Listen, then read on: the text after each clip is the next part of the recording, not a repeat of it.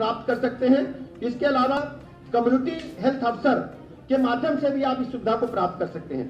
उक्त के अतिरिक्त 2030 तक हम इसके अलावा हम संचारी रोग हमारे जो हैं उन पर भी हमारी सरकार बेहतर से बेहतर काम कर रही है।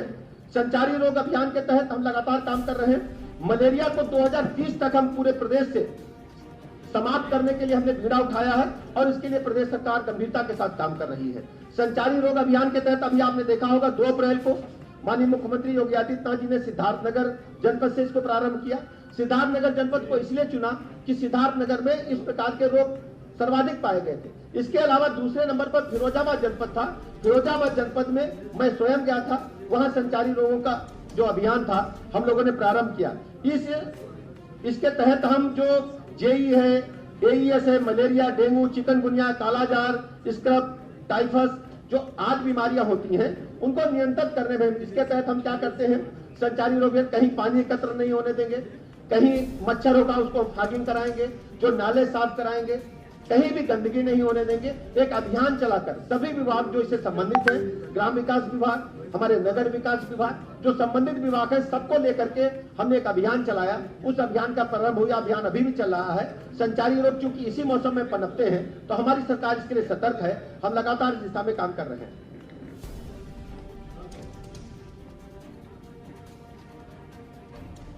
इस अभियान के तहत 15 अप्रैल से 30 अप्रैल तक घर घर दस्तक देने का अभियान हम लोग चलाएंगे, जिसमें आशा एवं आंगनबाड़ी जो कार्यकर्तियां हैं घर घर जाकर लोगों को संचारी रोगों के बारे में बताएंगी और उनको सचेत करेंगी कि हमारे घरों के आसपास पानी नहीं एकत्र होना चाहिए, हमें पानी खुले में नहीं रखना है, आसपास की जो नालियां हैं उनको सफाई रखनी है।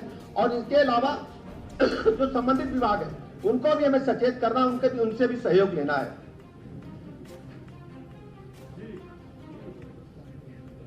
Ayushman Bharat digital mission ABDM के बारे में आप लोगों ने सुना होगा। जन सामान्य द्वारा विभिन्न चिकित्सालयों के माध्यम से प्राप्त की गई चिकित्सा सुविधाओं को एकीकृत डिजिटल रूप में सुनिश्चित करने के लिए आयुष्मान भारत डिजिटल मिशन का प्रारंभ किया गया है। इस योजना के लागू होने से नागरिकों को चिकित्सकों से परामर्श के समय अपने समस्त चिकित्सा अभिलेख लेकर चलना नहीं पड़ेगा। आप समझिए एबीडीएम के बारे में आप लोगों ने सुना होगा, आयुष्मान भारत डिजिटल मिशन। इसके तहत सामान्यतः हम लोग करते क्या है कि आप एक डॉक्टर को दिखाए, पर्चा बना लिया खांसी का, फिर पर्चा बनाया आपने दूसरे डॉक्टर के पास तीसरे महीने के पेट दर्द का, फिर अगली बार पता चले आपको पैर में दर्द हुआ या सर में दर्द हुआ, तो सारे डॉक्यूमेंट्स आपके पास समय समय पर हर समय उपलब्ध नहीं रहते। सामान्यतः घर में रख देते हो तो दूसरा पर्चा ढूंढने में दिक्कत आती है। तो हमारी सरकार ने इस योजना को इसलिए लागू किया है कि आपके जो भी मेडिकल डॉक्यूमेंट्स हैं वो इस पोर्टल पर उपलब्ध रहेंगे और आप जब चाहोगे तो अपने मोबाइल पर देख सकते हो, या कोई चिकित्सक आपके बारे में हिस्ट्री जानना चाहता है तो एबीडीएम पर जाकर के वो देख सकता है कि आपके शरीर में क्या क्या पूर्व में विकृतियां रही हैं, कहां कहां दिक्कतें रही हैं, कौन कौन सी आपको बीमारी हुई है, उसकी हिस्ट्री उस पोर्टल पर रहेगी, जिससे आपके जन सामान्य के स्वास्थ्य को और बेहतर बनाने में आपको और हमारी सरकार को, हमारे चिकित्सकों को मदद मिलेगी। इसके अलावा भारत सरकार द्वारा इसके लिए राष्ट्रीय आयुष्मान भारत डिजिटल मिशन की स्थापना की गई। इसी प्रकार प्रत्येक राज्य द्वारा राज्य स्तरीय आयुष्मान भारत डिजिटल मिशन की स्थापना की जानी है, जो उत्तर प्रदेश में चालू कर दी गई है। अभी अस्थायी रूप से इसको स्थायी रूप से हम करने जा रहे हैं। भारत सरकार द्वारा प्रत्येक नैदानिक संस्थान को हेल्थ फैसिलिटी रजिस्ट्री आईडी, प्रत्येक चिकित्सक और पैरा मेडिकल प्रोफेशनल को हेल्थ प्रोफेशनल रजिस्ट्री आईडी एवं डिजिटल हेल्थ आईडी आवंटित की जाएगी। यानी जो भी हमारे चिकित्सक हैं या पैरा मेडिकल के संबंधित लोग हैं उनको एक हम आईडी डेवलप कर रहे हैं, और जो उत्तर प्रदेश के स्वास्थ्य केंद्र ऐप एवं मानव संपदा वेबसाइट के माध्यम से भारत सरकार के वेब पोर्टल के साथ इंटीग्रेशन की तैयारियां प्रारंभ करनी है। यानी हमारे पास जितने भी चिकित्सा जगत के लोग हैं उनका एक डाटा हमारे पास उपलब्ध रहेगा कि वो कब कहां काम कर रहे हैं, जिससे हमें उनकी सुविधाएं लेने में अच्छा रहेगा। इसके अलावा भारत सरकार की ओर से Ayushman Bharat health account ABHA ID प्रदान किए जाने का कार्य भी प्रगति है, उसके संबंध में जल्दी आपके समक्ष हम आएंगे। राज्य स्तरीय आयुष्मान भारत डिजिटल मिशन में मानव संसाधन की आपूर्ति एवं प्रचार प्रसार गतिविधियों के लिए भारत सरकार द्वारा 21-22 से 5 वर्षों में 18.49 करोड़ रुपए की केंद्रीय सहायता उपलब्ध कराई जाएगी। भारत सरकार की ECRP 2021-22 के अंतर्गत 129 जनपदीय चिकित्सालयों में एवं 350 तहसील स्तरीय सामुदायिक स्वास्थ्य केंद्रों में HMIS सॉल्यूशन ई आच्छादित किए जाने की स्वीकृति प्रदान की गई है।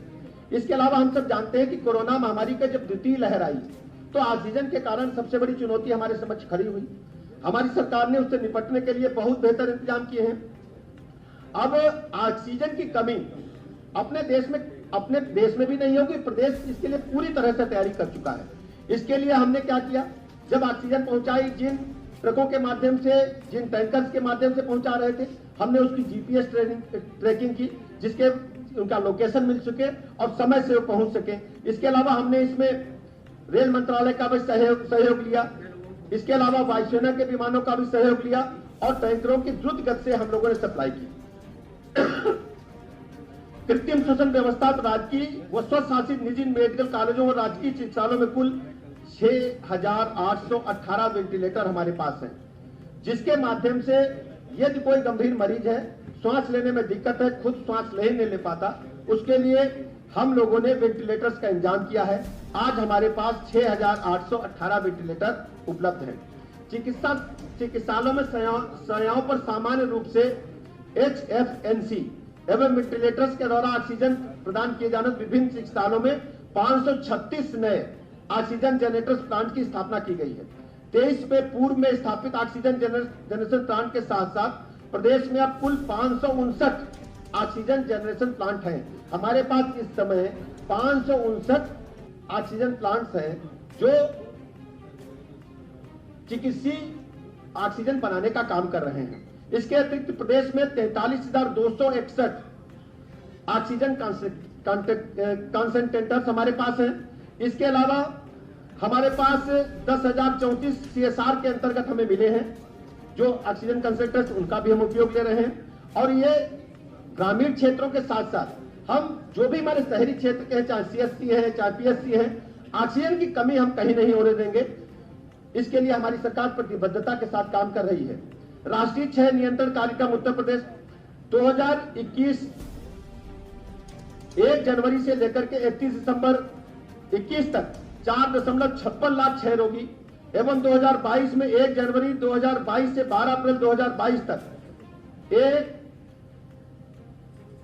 1 से 19 लाख क्षय रोगियों को चिन्हित किया गया है। यानी हमारे पास 19 लाख अभी हमारे पास क्षय रोगी हैं, जिनको हमने चिन्हित कर लिया है, जिनके इलाज की मुकम्मल इंतजाम हम लोग कर रहे हैं। क्षय उन्मूलन पर उपराष्ट्रीय प्रमाणीकरण के अंतर्गत भारत सरकार द्वारा प्रदेश के 8 जनपदों को चिन्हित किया गया है, जिनमें ललितपुर को रजत एवं बलरामपुर, चंदौली, गोंडा, महाराजगंज, मुजफ्फरनगर, सोनभद्र तथा उन्नाव को कांस्य पदक प्रदान किया गया भारत सरकार द्वारा। निश्चय पोषण योजना के अंतर्गत 2021-22 में क्षय रोगों को प्रत्यक्ष लाभ हस्तांतरण के माध्यम से 60 करोड़ रुपए की राशि का भुगतान भी किया गया।